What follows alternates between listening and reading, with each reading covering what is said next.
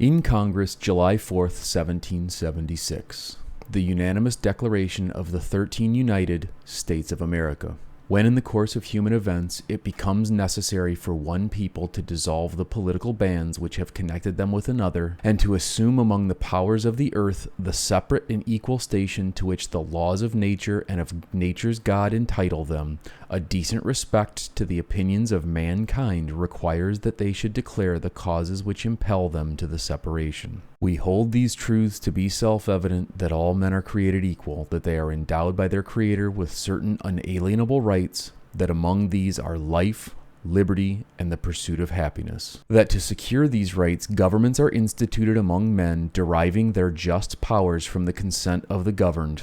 That whenever any form of government becomes destructive of these ends, it is the right of the people to alter or abolish it, and to institute new government, laying its foundation on such principles and organizing its power in such form as to them shall seem most likely to affect their safety and happiness. Prudence, indeed, will dictate that governments long established shall not be changed for light and transient causes, and accordingly all experience hath shown that mankind are more disposed to suffer, while evils are sufferable, than to right themselves by abolishing the forms to which they are accustomed. But when a long train of abuses and usurpations, pursuing invariably the same object, evinces a design to reduce them under absolute despotism, it is their right, it is their duty, to throw off such government and to provide new guards for their future security.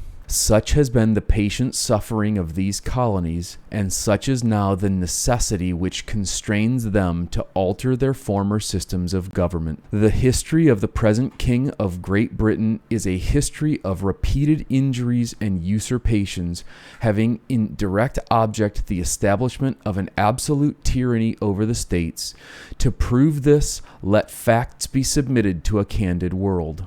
He has refused his assent to laws the most wholesome and necessary for the public good. He has forbidden his governors to pass laws of immediate and pressing importance unless suspended in their operation till his assent should be obtained, and when so suspended he has utterly neglected to attend them. He has refused to pass other laws for the accommodation of large districts of people unless those people would relinquish the right of representation in the legislature, a right inestimable to them and formidable to tyrants only. He has called together legislative bodies at places unusual, uncomfortable, and distant from the depository of their records for the sole purpose of fatiguing them into compliance with his measures. He has dissolved representative houses repeatedly for opposing with manly firmness his invasions on the rights of the people. He has refused for a long time after such dissolutions to cause others to be elected, whereby the legislative powers, incapable of annihilation,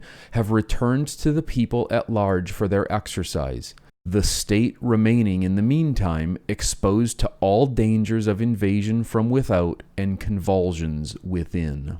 He has endeavored to prevent the population of these states, for that purpose obstructing the laws for naturalization of foreigners, refusing to pass others to encourage their migrations hither, and raising the conditions of new appropriations of land. He has obstructed the administration of justice by refusing his assent to laws for establishing judiciary powers. He has made judges dependent on his will alone for the tenure of their offices and the amount and payment of their salaries. He has erected a multitude of new offenses, and sent hither swarms of officers to harass our people and eat out their substance. He has kept among us in times of peace standing armies without the consent of our legislatures. He has affected to render the military independent of and superior to the civil power.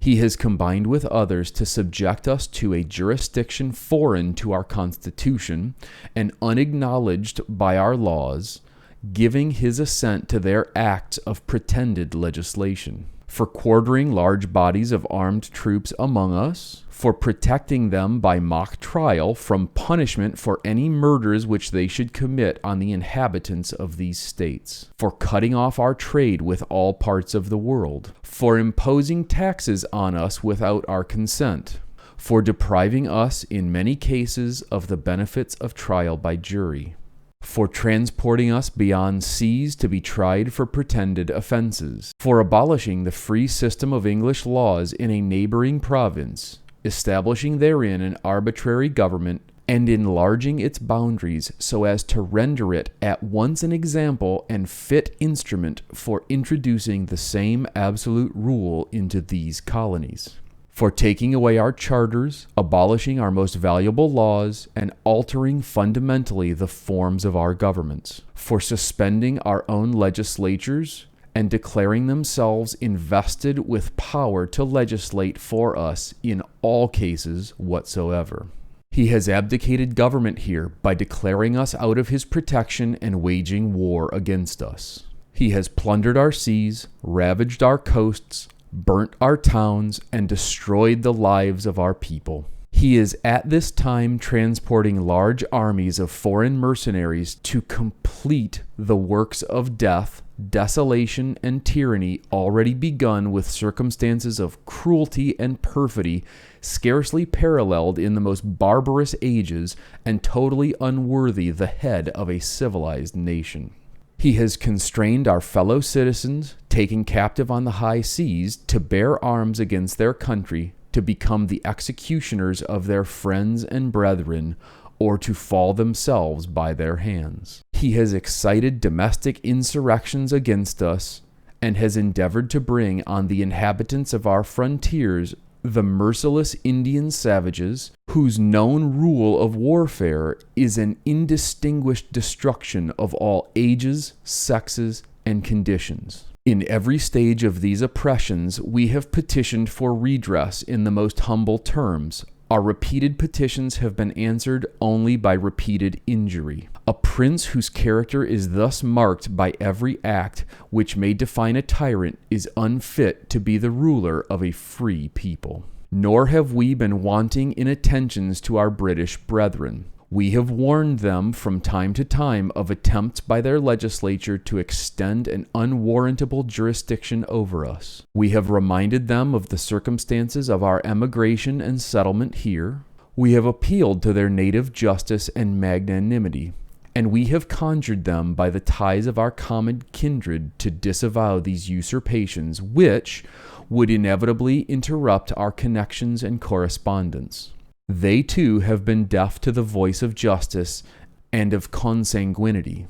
We must, therefore, acquiesce in the necessity which denounces our separation, and hold them as we hold the rest of mankind, enemies in war, in peace friends. We, therefore, the representatives of the United States of America, in General Congress assembled, appealing to the Supreme Judge of the world for the rectitude of our intentions, do, in the name and by the authority of the good people of these colonies, solemnly publish and declare that these united colonies are, and of right ought to be, free and independent states, that they are absolved from all allegiance to the British Crown, and that all political connection between them and the state of Great Britain is, and ought to be, totally dissolved, and that as free and independent states they have full power to levy war, conclude peace, contract alliances,